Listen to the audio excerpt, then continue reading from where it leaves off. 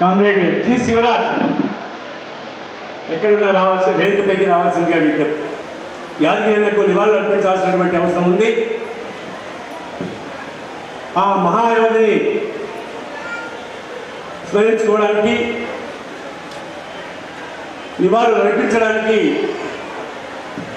సభలో ఉన్నటువంటి అందరూ 2 నిమిషాలు మౌనం పాటించి నివాళులు అర్పించాల్సిందిగా విజ్ఞప్తి చేస్తున్నా. కాంగ్రెస్ అంతా లేచి నిలబడి నివాళులు అర్పించాల్సిందిగా.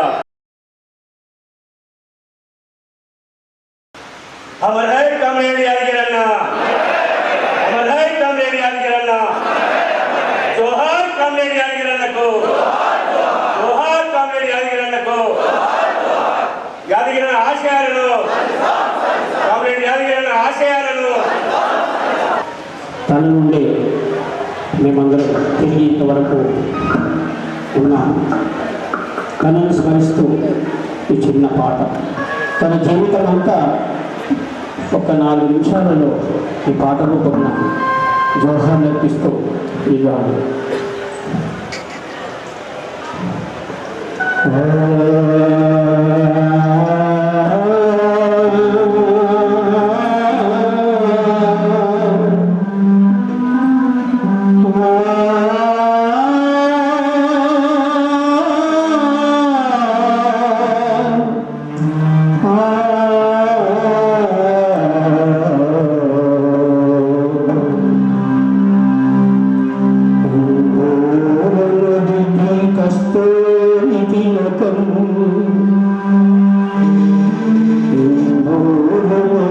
కస్తూరి తిలకం లోవెగరేసిన ఎర్రల సింధూరం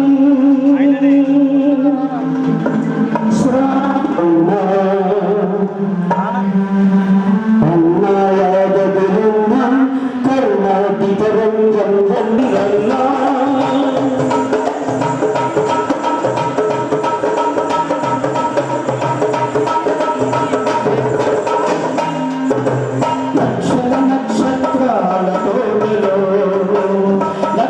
నక్షత్రాల తోటలో వికసించిన విద్యుత్ తేజం శతకోటి జలపాతాలు చెలరేగిన జన సమ్మర్ధం చెలరేగిన జన సమ్మర్ధం తన రక్త ప్రవాహ సిద్ధం గతమంతా తడిసిన రక్తం తన రక్త ప్రవాహ సిద్ధం గతమంతా తడిసిన రక్తం మరణం లేని జన సందోళం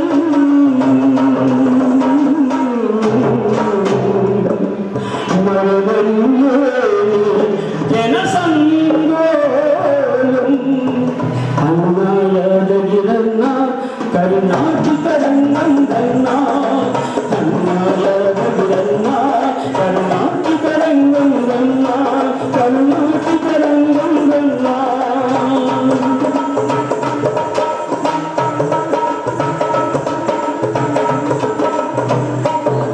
మరణానికి ప్రాణం పోషాడు కలిసిన కన్నుల కాంచేవరో కొత్త సృష్టిని స్ఫురింపజేసి అవయవదాన కన్నుడవయ్యి అవయవదాన కన్నుడవయ్యి అవయవదాన కన్నుడవయ్యి అవయవదాన కన్నుడవయ్యి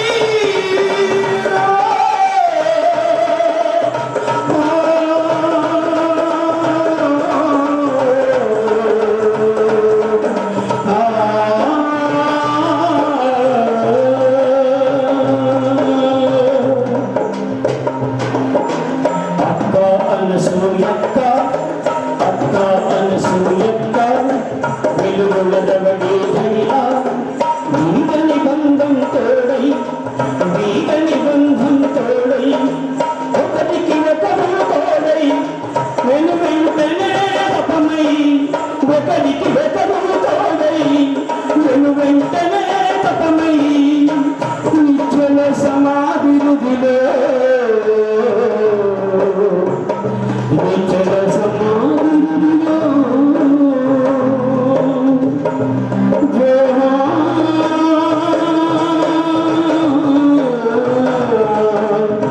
దేవై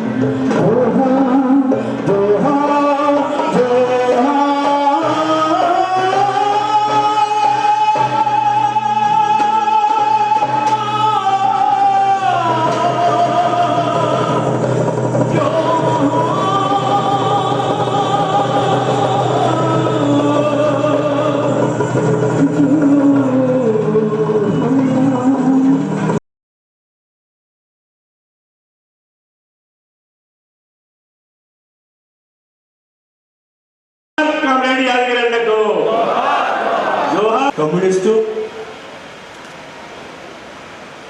నిరంతరం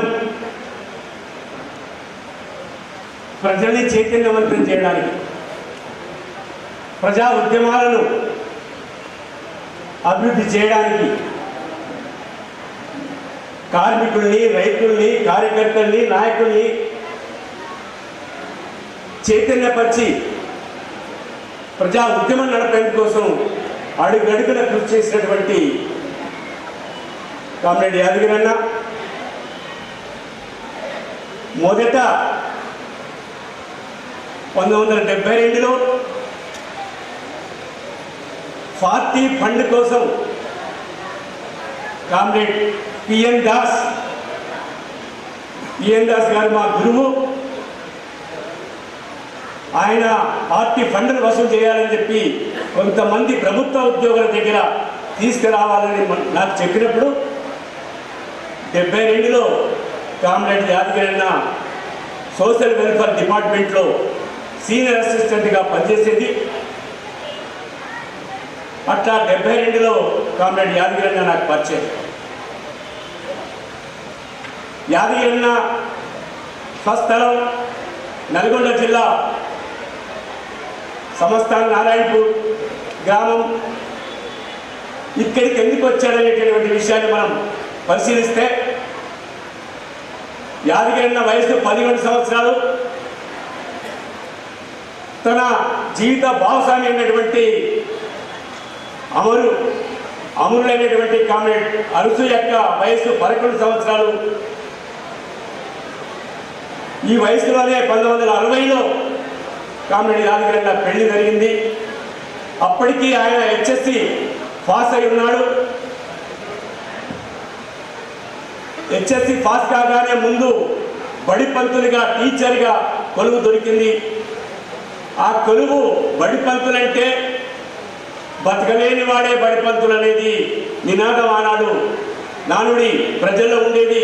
కనుక బడి పంతులు కొలువుని విడిచిపెట్టి ఫారెస్ట్ డిపార్ట్మెంట్లో చేరాడు. ఆ తర్వాత దేవరకొండలో 1 సంవత్సరం, నల్గొండలో 1 సంవత్సరం పాటు పనిచేసి ఆ పనిచేస్తున్న కాలంలోనే ఆంధ్రప్రదేశ్ పబ్లిక్ సర్వీస్ కమిషన్కు పరీక్ష రాస్తే పెద్ద ఉద్యోగంగా సెలెక్ట్ అయ్యి ఆయన నిజామాబాద్ జిల్లా పరిషత్లో ఉన్నటువంటి సోషల్ వెల్ఫేర్ డిపార్ట్మెంట్లో సీనియర్ అసిస్టెంట్గా కొలువులో చేరాడు. 1969లో చేరగానే డిగ్రీ చదవడానికి నైట్ కాలేజీలో ఖలీల్వాడి హై స్కూల్లో ఉన్నటువంటి రాత్రి కాలేజీలో యాదగిరి అన్న చేరాడు. అప్పటికే కామ్రేడ్ డివికే ఆ కాలేజీలో నైట్ కాలేజీలో చేరాడు. ఆయనతో పాటు ఆర్ఎట్టి నారాయణ కూడా అదే కాలేజీలో చేరి చదువుతున్నటువంటి స్థితి. ఈ ముగ్గురి స్నేహం ఆ కాలేజీ నుంచి మొదలైంది. రోజు చదువును అభ్యసించిన తర్వాత కాలేజీ వదిలేటప్పుడు ఈ ముగ్గురు కామ్రేడ్స్ కూర్చుండి దేశంలో ప్రజల పరిస్థితి ఇలా ఎందుకుంది, తినడానికి తిండి లేదు, ఉండడానికి ఇల్లు లేదు, చేయడానికి పని లేనటువంటి స్థితి దేశంలో ఎందుకుంది అనేటటువంటి విషయాన్ని చర్చించారు. కేవలం దేశ పరిస్థితులే కాదు, జాతీయ అంతర్జాతీయ పరిస్థితులు ఎలా ఉన్నాయని చెప్పి ఆలోచించారు. ఈ ముగ్గురి కామ్రేడ్స్కు శ్రీకాకుళ రైతాంగ పోరాటం, నక్సల్బరీ పోరాటం ముందు కనిపించింది. ఈ 2 పోరాటాల ప్రభావంతో ప్రభావితమైనటువంటి కామ్రేడ్స్ చివరికంట వారు మరణించే వరకు మార్క్సిస్టుగా, కమ్యూనిస్టుగా జీవితం కొనసాగినటువంటి దాన్ని మనం చూస్తున్నాం. కామ్రేడ్ యాదగిరి అన్న 1975లో ఇందిరాగాంధీ అత్యవసర పరిస్థితి విధించినప్పుడు యాదగిరి అన్న ఇంటి మీద దాడి చేశారు. కార్మిక రంగంలో, రైతాంగంలో, విద్యార్థి రంగంలో పనిచేస్తున్నటువంటి కామ్రేడ్స్ ఇళ్లపైన దాడులు కొనసాగాయి. ఎవరు దొరకకుండా ఉన్నారు, ఒకరిద్దరు తప్ప. కామ్రేడ్ యాదగిరి అన్న ఈ స్థితిలో దేశం కోసం, దేశ ప్రజల విముక్తి కోసం పనిచేయాల్సిన అవసరం ఉందనేది గుర్తించినటువంటి మొదటి తరం నాయకుడిగా ఆయన 75 జూలై 4వ తేదీ నుండి రాష్ట్ర జీవితానికి వెళ్ళాడు. రాష్ట్ర జీవితం గడుపుతున్న రోజుల్లోనే రాష్ట్ర పార్టీ హైదరాబాద్కు ఒక పని మీద పిలిపిస్తే ఆ అన్నకు కాస్త ఆలస్యమైంది. సుమారు అరగంట 20 నుంచి అరగంట పాటు లేట్ కావడం వల్ల అప్పటికే పుట్ల రామనరసయ్య, శ్రీపాద శ్రీహరి, కుమార్ నారాయణ్ పార్టీ సమావేశం సందర్భంగా నాయకులతో మాట్లాడుతున్న సందర్భంగా పోలీసులు దాడి చేసి అరెస్ట్ చేసి వరంగల్ జిల్లాలోని చీకటి గండ అడవిలోకి తీసుకెళ్లి గోళ్లు బీకి కళ్ళలో కళ్ళు పొడిచి చెట్ల గట్టి ఎదురు కాల్పుల్లో చంపేసినటువంటి పరిస్థితి. ఆనాడు ఒకవేళ యాదగిరన్నకు లేటు కాకుండా ఉంటే, సమయానికి అక్కడ చేరి ఉంటే ఆయన ఎప్పుడో అమరవీరుడుగా మన ముందు ఉండేటటువంటి స్థితి. అట్లాంటి దాడి ఎన్కౌంటర్లు జరిగినా భయపడకుండా ఎమర్జెన్సీలోనే కార్మికులమంతా మేము అంతకుముందే ఎమర్జెన్సీ కంటే ముందే సమ్మె చేసి సాధించినటువంటి విజయాన్ని యజమాన్యాలంతా కూడా ఎగ్గొట్టారు. వారానికి ఒక రోజు తెరవిచ్చి కూలి కట్టియాలనేటటువంటిది ఎమర్జెన్సీ ఆసరాగా చేసుకొని తిరిగి సమ్మె చేయడానికి మేమంతా ఐక్యమవుతుంటే ఆ ఐక్యత పెంపొందించడానికి కామిరెడ్డి యాదగిరన్న నాయకత్వం చాలా తోడ్పడింది. తన డైరెక్షన్లోనే తిరిగి మేము ఆగస్టు 16 నుంచి సెప్టెంబర్ 16, 75 నెల రోజుల పాటు సమ్మె చేశాం. ఆ సమ్మె సందర్భంగానే సుమారు 45 మంది బీడీ ప్యాక్లను తొలగించినటువంటి దాంట్లో నేను కొన్ని అనేటటువంటి విషయాన్ని మనం గుర్తించుకోవాలి. ఆ తర్వాత రైతాంగంలో రాష్ట్రం ఇంటూనే రైతాంగంలో ఆర్మూర్ నుంచి మొదలుకుంటే చిమన్ పెళ్లి వరకు దడుకోలు తిరిగొండ ఆ ప్రాంతం అంతా కూడా టీవీ కన్నా ఏ ప్రాంతం అయితే తిరిగాడు, కుమార్ నారాయణ ఏ ప్రాంతం అయితే తిరిగాడు, ఆ ప్రాంతాలన్నీ కూడా కలియ తిరిగి రైతాంగాన్ని కూడగట్టడానికి ప్రయత్నం చేసినటువంటి దాంట్లో కామిరెడ్డి యాదగిరన్న ముందు వరుసలో ఉన్నాడు. పాలేళ్ల జీతాల పెంపుదల కోసం, పాలేళ్లపై పేద ప్రజలపై జరుగుతున్నటువంటి దోపిడీ దౌర్జన్యాలకు వ్యతిరేకంగా, లేదా మనోహరాబాద్లో ఉన్నటువంటి చక్రవర్తి వ్యాపారి ఉప్పులుట్టి నర్సరీకి వ్యతిరేకంగా చేసినటువంటి పోరాటంలో కామ్రేడ్ డివికే, కామ్రేడ్ కుమార్ నారాయణతో పాటు కామ్రేడ్ యాదగిరన్న 76లో ఒక ఊరేగింపు మనోహరాబాద్లో తీసుకుంటే దాన్ని పర్యవేక్షించడానికి మేము రాత్రి నిజామాబాద్ నగరం నుంచి ఆ ప్రాంతానికి వెళ్తే మన కామ్రేడ్స్ ఎంతమంది వచ్చారు, ఎక్కడి నుంచి వచ్చారు, వాళ్ళు ఎక్కడి నుంచి ఉన్నారు, వాళ్ళ బాగోగులు ఏమిటి, వాళ్ళందరికీ పలహారం చేసి పెట్టండి అని చెప్పి అలా తెల్లవారు ముందే పలహారం కూడా చేసి మా అందరికి పెట్టి ఉదయం 7 గంటలకే ఆనాడు మనోహరాబాద్ ఉప్పులుట్టి నర్సయ్య ఇంటి ముందర ఊళ్ళో ప్రదర్శన చేసి ఇంటి ముందట ధర్నా చేసి సభ కూడా జరపడం జరిగింది. అట్లాంటి వాటికి నాయకత్వం వహించాడు. సింగూర్ ప్రాజెక్ట్ నిజామాబాద్ నిజాం సాగర్ ఆయకట్టుకు బ్యాలెన్సింగ్ రిజర్వాయర్గా ఆనాడు నిర్మాణం చేస్తే ఆ నీటిని ఇక్కడ ఇవ్వకుండా ఇతర జిల్లాలకు లేదా హైదరాబాద్ నగరానికి తాగడానికి తీసుకెళ్తే ఇది నిజామాబాద్ ప్రజల నలుమూలల నుంచి వచ్చిన కార్యకర్తలు, ప్రజలారా, ఈ యాదగిరన్న నిజంగా ఇక్కడ రాసింది కూడా ఆదర్శ కమ్యూనిస్ట్ అని. కమ్యూనిస్ట్ అంటే నిజాయితీగా ఉండాలి మొదటి విషయం. తర్వాత తన కుటుంబానికంటే సమాజం చాలా ముఖ్యమని భావించాలి. ఈ అన్నిటికంటే కూడా ప్రజలను ప్రేమించాలి. ఈ అన్ని విషయాల్లో కూడా యాదగిరన్న ముందున్నాడు.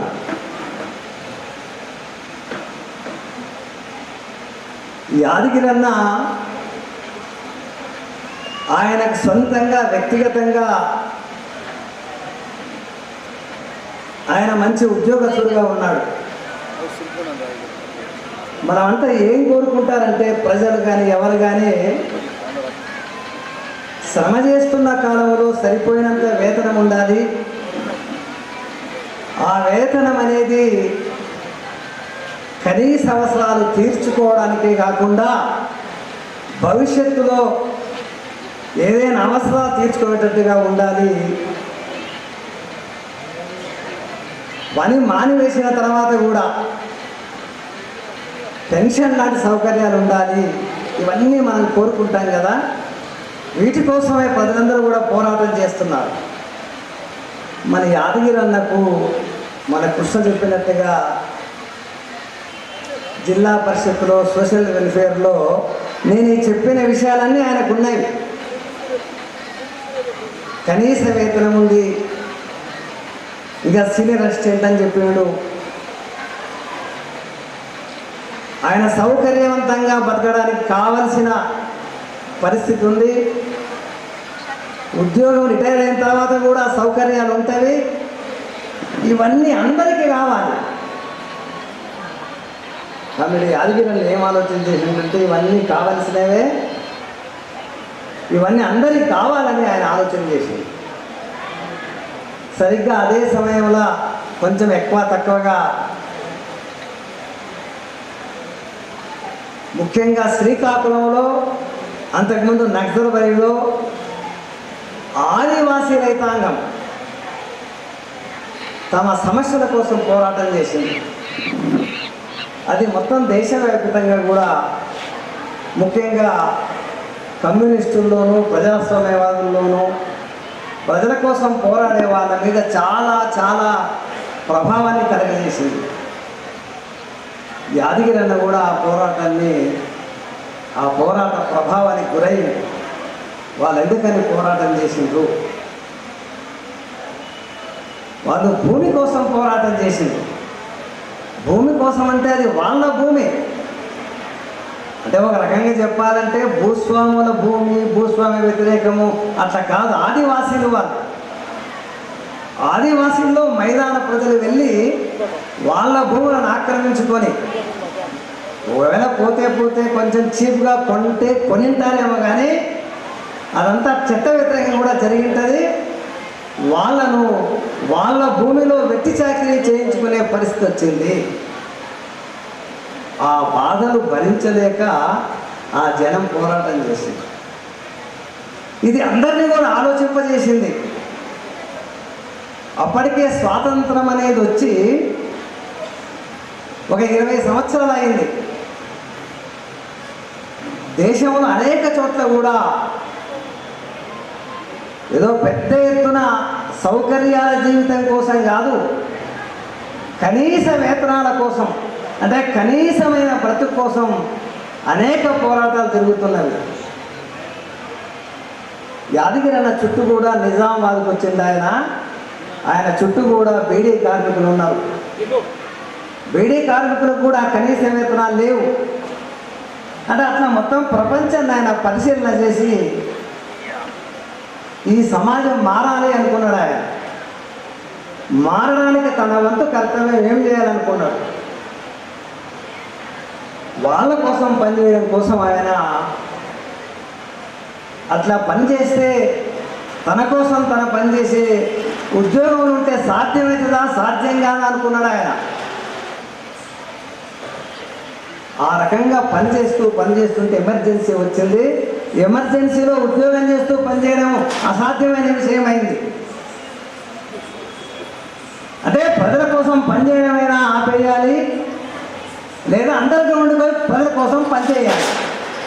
అంటే ఆ పరిస్థితి వచ్చింది ఆయన ముందరికి.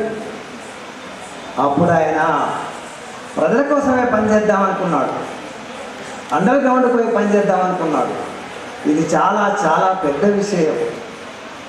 ఎందుకంటే సాధారణంగా యువకులు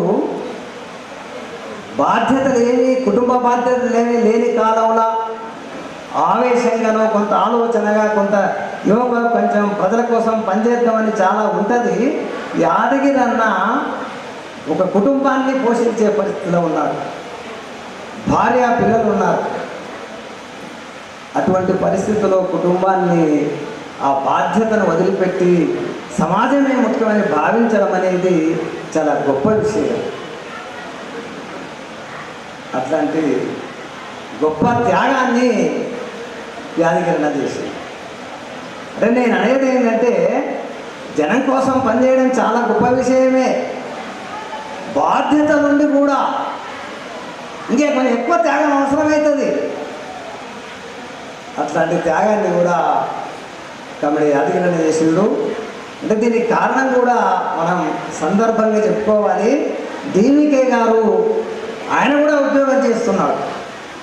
ఆయన ఆదర్శం యాదగిరన్న మీద పడింది. ఆ రకంగా దేవికన్నతో పాటు తాను కూడా తన జీవితాన్ని మొత్తం ప్రజలకే అంకితం చేయాలని భావించాడు. ఆ రోజు నుంచి సాధారణంగా మనం మాట్లాడుతుంటాం, ఏమంటుంటామంటే చివరి అంటే ఊపిరినంత కాలం జనం కోసం పనిచేయాలనుకుంటాం కదా. యాదగిరన్న ఆ రకంగా ఊపిరినంత కాలం జనం కోసం పనిచేసింది. మన కృష్ణ చెప్పినట్టుగా నిజామాబాద్ జిల్లాలో జరిగిన ప్రతి పోరాటంలో సింగూరు పోరాటం తీసుకోండి,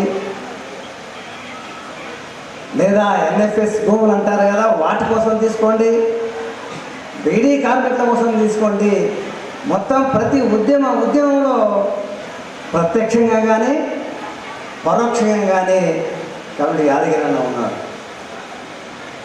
అంటే ఆ రకంగా కమిటీ యాదగిరన్న తన సొంత జీవితానికంటే కుటుంబ జీవితానికంటే కూడా ప్రజల క్షేమాన్ని కోరుకున్నాడు.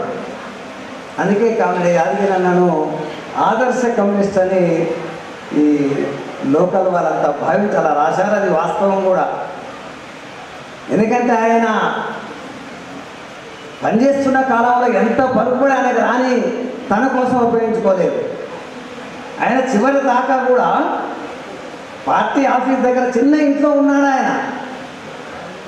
ఎవరైనా అతిథులు 2-3 వెళ్తే కష్టం అక్కడ ఉండడం.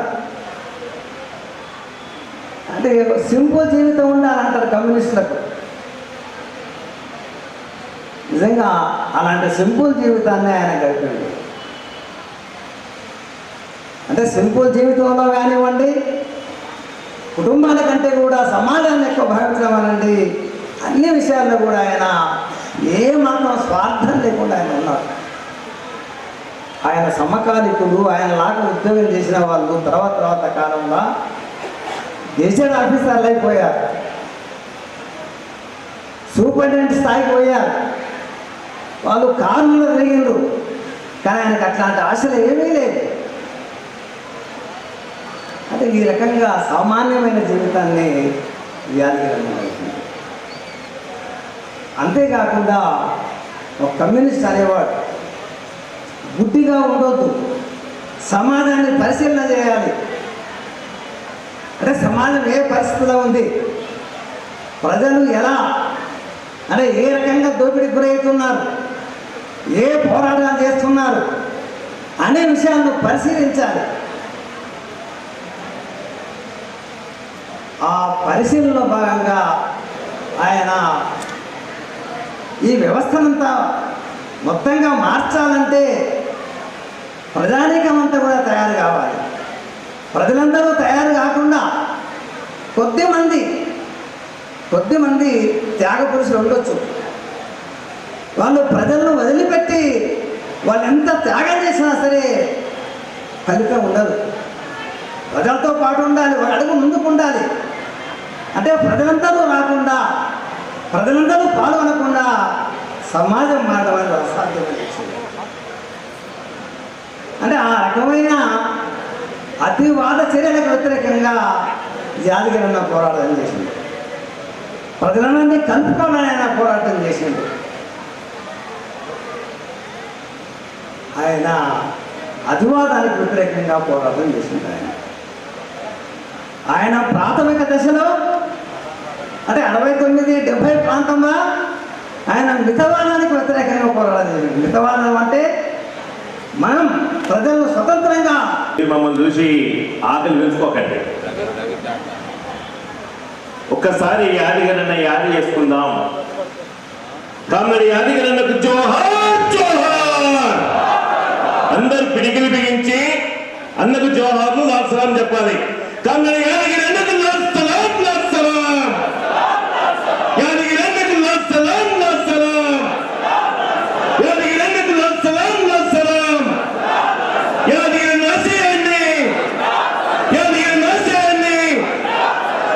కాంగ్రెస్.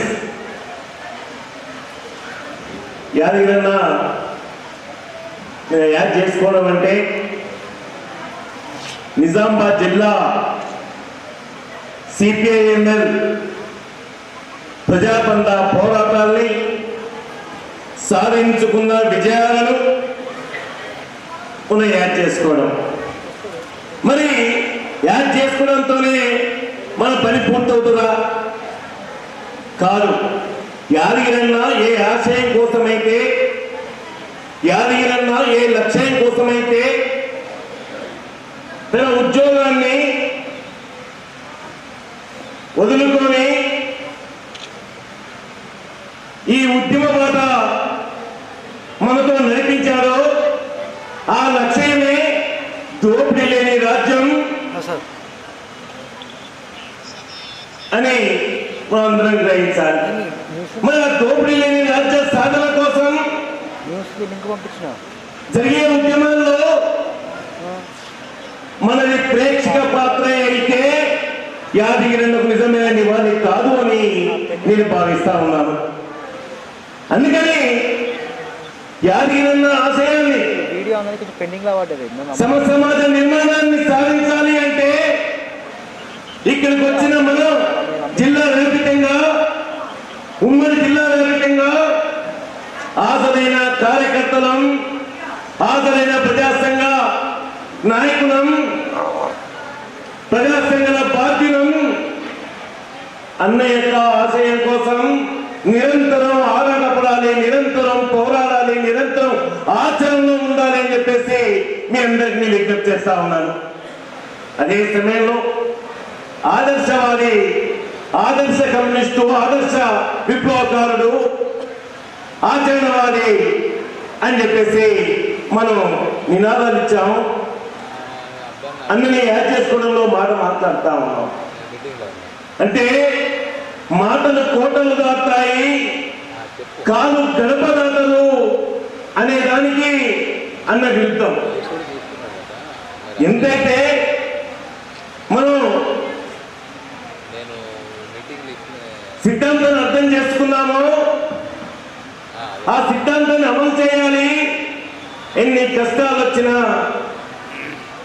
ఎంత నిర్బంధం వచ్చినా మనం ఆ తోని వదిలిపెట్టవద్దు, ఆ బాటని వదిలిపెట్టవద్దు అని అన్న ఆచరణ మనం రుజువు చేసింది. అన్నని మోతాడు పోలీస్ స్టేషన్లో 3 రోజుల పాటు చిత్రహింసలు పెడితే వనకలేదు, జనకలేదు, ఎర్ర జెండా ప్రజాపంద జిందాబాద్ అన్నదే తప్ప ఏనాడు కూడా వెనక్కి రాలేదు. రామన్నపేటలో విపరీతంగా పబ్లిక్ లోనే చిత్క బాతుంటే ప్రజాపంద జిందాబాద్ అన్నదే తప్ప మరొకటి కాదు. అందుకని అన్నని ఆచరణవాదిగా మనం చూస్తున్నాం. అంతేకాదు తన కుటుంబంలో పిల్లల్ని విప్లవ ఉద్యమానికి దూరం ఉంచాలని ఏనాడు కోరుకోలేదు, ఏనాడు భావించలేదు. ఈ సమాజాన్ని మార్చడానికి యువతరం అవసరం. ఆ యువతరం కుటుంబం నుంచే ఎందుకు రావద్దు, నా కుటుంబం ఈ సమాజంలో భాగం అని చెప్పేసి అన్న భావించాడు. పిల్లల్ని పీడిఎఫ్సీలో చురుకైన పాత్ర పోషించే విధంగా, బాధ్యత స్థానాల్లోకి వచ్చే విధంగా ప్రోత్సహించి ఆచరించి చూపించాడు. అందుకే అన్న ఆచరణవాది అని చెప్పేసి మనం భావించాలి. అంతేకాదు ఉద్యోగాల కోసం, ఇతర ఆదాయాల కోసం తపన పడే, ఆలోచించే ఆ రోజుల్లో ఈ రోజుల్లో అన్న ఉన్న ఉద్యోగానికి రాజీనామా చేశాడంటే అది ఆదర్శం. అన్న అలవెన్స్ లోనే ఖచ్చితంగా తన కుటుంబం నడవాలి, చదువు సైతం, వైద్యం సైతం, తనకొకటి ఇంకొకరికి ఒకటి అనేది ఏనాడు పూర్తి కాలం కార్యకర్తలకు చూపలేదు. ఏ నిబంధనలు అయితే, ఏ పద్ధతులైతే మనం రూపొందించుకుంటామో అందులోనే అన్న తన కుటుంబాన్ని, కుటుంబ అవసరాలను మంచం ఉన్న కడిగే కాలు చంపుకోండి విధానాన్ని అన్న పాటించాడు, చెప్పాడు. కార్యకర్తలు కూడా అదే బోధించడం, ఆచరించడం అన్నలో మనం చూసాము, నేర్చుకోవాలి అని చెప్పేసి కాంగ్రెస్ కోరుతా ఉన్నాను. అదే సమయంలో ఈరోజు కేసీఆర్ చెప్పినట్లు ఎన్టీఎస్ఎఫ్ భూ పోరాటాలు, అన్ని రకాల భూ పోరాటాల్లో తో పాటు సిరికొండలో సర్వే నెంబర్ 100 160 ఎకరాలు, సిరికొండలో సర్వే నెంబర్ 532, దాదాపుగా 160 ఎకరాలు, ఆసకొత్తూరు, నాగపూరు, ఈ రకంగా ఈ జిల్లాలో ఎన్ఎస్ఎఫ్ భూములు కాకుండా 1500 ఎకరాల భూ పోరాటాలకు అన్న నాయకత్వం వహించాలనే విషయాన్ని మనందరూ కూడా గమనంలో ఉంచుకోవాలి. అన్నని ఆ భూ పోరాటంలో మనం చూడాలి, అన్నని ఆ ఉద్యమ వారసులుగా మనందరం ఉండాలి అని చెప్పేసి నేను కోరుతా ఉన్నాను. అది నిజమైన వారసత్వం. అందుకని అన్న అట్లాగే నేను నిన్నగాక మొన్న గడిపల్లో రామకృష్ణ మీటింగ్ పెట్టి పిలిస్తే ఆ మీటింగ్ వెళ్ళా, యాదగిరిని యాడ్ చేసుకుందామని. ఆ యాదగిరిని యాడ్ చేసుకునే సభలో అన్న వచ్చి ఇక్కడ కుల వివక్షతకు వ్యతిరేకంగా పోరాటం ప్రారంభించాడు. ఒక బీసీ వాళ్ళతో ఓటలు పెట్టించి 2 క్లాసుల పద్ధతికి స్వస్తి పలికే నిర్ణయం తీసుకున్నాడు. అయినా కానీ ఇవాళ కూడా కుల వివక్షత రూపం మార్చుకొని ఉంది. దళితులు పెళ్లి చేసుకుంటే అగ్ర కులస్తులకు భోజనాలు అగ్ర కులస్తుల వాళ్ళ సముదాయాల్లో ఏర్పాటు చేసి మిగతా వాళ్ళందరికీ దళితులకు ఒక దగ్గర భోజనాలు, అట్లాగే ఈ అగ్ర ఉన్న దగ్గర వాళ్ళ సముదాయాల్లో వాళ్ళకు భోజనాలు ఏర్పాటు చేస్తున్న పద్ధతి ఇవాళ కూడా ఉందని చెప్తే నేను ఇవాళ ఆశ్చర్యపోయాను. అంటే ఇవాళ కూడా కుల వివక్షత ఉంది అని చెప్పేసి నేను గుర్తు చేస్తా ఉన్నాను. ఎందుకంటే అన్న పట్టణం నుంచి గ్రామీణ ప్రాంతాల్లోకి ఉద్యమయ్యేలా బోధన డివిజన్ కావచ్చు, ఆర్మూర్ డివిజన్ కావచ్చు, ఈ ప్రాంతాల్లో గ్రామీణ ప్రాంతాలకి పట్టణ ప్రాంతాల నుంచి పూర్తి కాలం కార్యకర్తలుగా వెళ్ళాలని ప్రోత్సహించి పంపించిన దాంట్లో ఆకుల పాపైన ప్రభాకర్ని అన్న ప్రోత్సహించి పంపించాడు.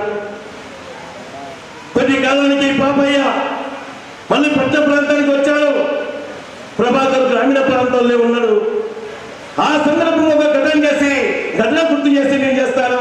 బొంగన్పల్లిలో ఆ రోజు రాత్రి పాఠశాల నడపాలని పార్టీ మనకు ఒక పిలుపునిచ్చింది, ఒక ఆదేశం ఇచ్చింది, ఒక సూచన చేసింది. ఆ నేపథ్యంలో బొంగన్పల్లిలో నేను మా దళిత వాడలో రాత్రి పాఠశాల పాలనలకు కూలీలకు చదువు చెప్తా ఉంటే నా పేరు ప్రభాకర్ భాయ్ మాదిగల సార్ అని చెప్పేసి పిలిచేవాళ్ళు. బీసీ కుటుంబంలో పేరు ఇప్పటికి కూడా మా కుటుంబ సభ్యులే. నాకు భోజనం పెట్టి దాన్ని ఏమంటారు గడపలో, అంటే ఇంట్లో కాకుండా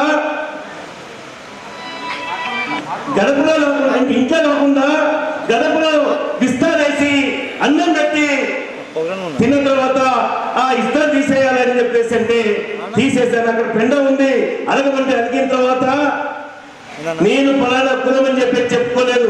యాదగిరికి మాత్రం అన్న ఇదేంటి, ఇది ఏం కుల వివక్షత అని చెప్పేసి అడిగితే, కామ్రేడ్ మనం కమ్యూనిస్టులం, మనం విప్లవకారులం, అవమానాన్ని భరించాలి, శత్రు దాడులు భరించాలి, అప్పుడే అసలైన బంగారమా నకిలీ బంగారమా అని ఎప్పుడు వెళ్తానంటే అవసరం ఇంటికి పోతే వెళ్తుంది. నువ్వు కూడా నిర్బంధంలో కానీ ఇలాంటి అవమానాలకు కానీ తట్టుకున్నప్పుడు మాత్రం నిజమైన కమ్యూనిస్టుగా మేము నిలబడతామని చెప్పేసి యాదగిరి నాకు ధైర్యం చెప్పారు. ఇవాళ కూడా ఇది ఉంది. అందుకనే యాదగిరి ఆచరణవాది, అందుకనే యాదగిరి ఆదర్శవాది. తాను కోట్లు సంపాదించాలి, ఏసీ రూముల్లో ఉండాలి అని ఏనాడు కోరుకోలేదు. సామాన్య ప్రజలు, ఎందుకంటే ఇక్కడనే దేవరాములు నేనున్న ఒకటి గోధుమ కలర్ అంగి, ఒక ధోతి కొనిచ్చి మనం ప్రజల్లో రైతులు ఆ రోజు ప్యాంట్ వేసుకుంటలేరు, మీరు ధోతి అంగేసుకునే గ్రామాలకు పోవాలి అని చెప్పేసి మాకు శిక్షణ ఇచ్చిన అన్న. ఇవన్నీ జ్ఞాపకం చేసుకుంటూ ఈరోజు ఈ జిల్లాలో జరిగే అన్ని పోరాటాల్లో యాదగిరిని మనం చూసుకోవాలని చెప్పేసి గుర్తు చేస్తా ఉన్నాను కామ్రేడ్స్. ఇక చివరిగా ఈ దేశంలో మతోన్మాద ఫాసిస్టు పరిస్థితులు పెరుగుతూ ఉన్నాయి. ఒకవైపు మార్చి 15 లోపు ప్రైవేట్ సైన్యాన్ని నిర్మిస్తున్న పీపుల్స్ వారిని టెర్రరిస్టు సంస్థగా మేము నాశనం చేస్తామని చెప్పేసి బీజేపీ విర్రవీగుతూ ప్రకటన చేస్తూ బూత్గా పెట్టుకుంటున్న 100 మందిని చంపేస్తా ఉన్నారు. అదే సమయంలో ఇంకొకటి పక్కకే వీర రాఘవరెడ్డి అనేవాడు నేను ప్రైవేట్ సైన్యాన్ని ఏర్పాటు చేస్తాను, 20,000 వేతనం ఇస్తాను, చంపుతా చస్తా అని చెప్పేసి ఈ రాజ్యాంగం మీద మాకు నమ్మకం లేదు అని చెప్పి ప్రకటన చేస్తా ఉంటే ఈ రాజ్యం ఏం చేస్తుంది అని చెప్పేసి అడుగుతా ఉన్నా నేను. అయ్యా, ఈ చిలుకూరు దేవస్థానం పూజారి మీద దాడి చేస్తే ఏం చేస్తుంది ఈ రాజ్యం అని అడుగుతా ఉన్నా నేను. సైన్యానికి నోటిఫికేషన్ ఇచ్చి సవాల్ చేస్తా ఉంటే కోర్టులు తీసుకపోయి చూపిస్తా ఉన్నారు. మరి అయ్యా, నేను అడుగుతా ఉన్నా, నేను మీకు అరెస్ట్ చేసి కోర్టులో హాజరుపరిచే స్థితి ఉంటే, ఆ పరిస్థితి ఉంటే పూటక పెన్ను కౌంటర్లో ఎందుకు కాల్ చేస్తా ఉన్నారు? ఇది ఆలోచించమని చెప్పేసి అంటా ఉన్నాను నేను. అందుకని ఈ కేంద్ర ప్రభుత్వం, రాష్ట్ర ప్రభుత్వం ప్రజా సమస్యల పరిష్కారంలో వైఫల్యం చెందుతుంది. వాళ్ళ వాగ్దానాలు ఏ ఒక్కటి కూడా అమలు చేయదు. దీన్ని పక్కదోవ పట్టించడానికి శాశ్వత పరిష్కారం పాపం పుణ్యం మతాలు మూల విశ్వాసాల్ని పెంచి పోషిస్తూ ప్రజల్ని మనం ఈ పేదరికంలో ఉండడానికి ఇది దోపిడీ కాదు, ఇది శ్రమ దోపిడీ కాదు ఇది అని చెప్పేసి వాళ్ళు పక్కలో పట్టించడానికి ఈ రోజు అనేక కుతంత్రాలు చేస్తా ఉన్నారు. ఆ రాజకీయాల్ని, ఆ పరిస్థితుల్ని, మొత్తం మన ప్రమాదాన్ని కామ్రేడ్స్ అందరూ కూడా అర్థం చేసుకొని ఒక సామాజిక స్పృహతోని నువ్వు యాదగిరన్న కన్న కళల్ని, యాదగిరన్న ఏదైతే సమానత్వం కోసం, యాదగిరన్న దోపిడీ లేని రాజ్యం కోసం తపన పడ్డాడు, అది సాధించాలి అనుకున్నాడు. ఆ ఆశయం మనందరి భుజస్కంధాల పైన ఉంది. ఆ భుజస్కంధాల ఉన్నామని ఈ ఆశయాన్ని మనం అందరం ముందు తీసుకెళ్లాలని, అప్పుడు మాత్రమే నిజమైన నివాళులు అర్పించిన వాళ్ళు అవుతామని చెప్పేసి కోరుకుంటూ మరొకసారి యాదగిరి ఆశయం చెప్తూ తమ యాదగిరి నన్నట్లు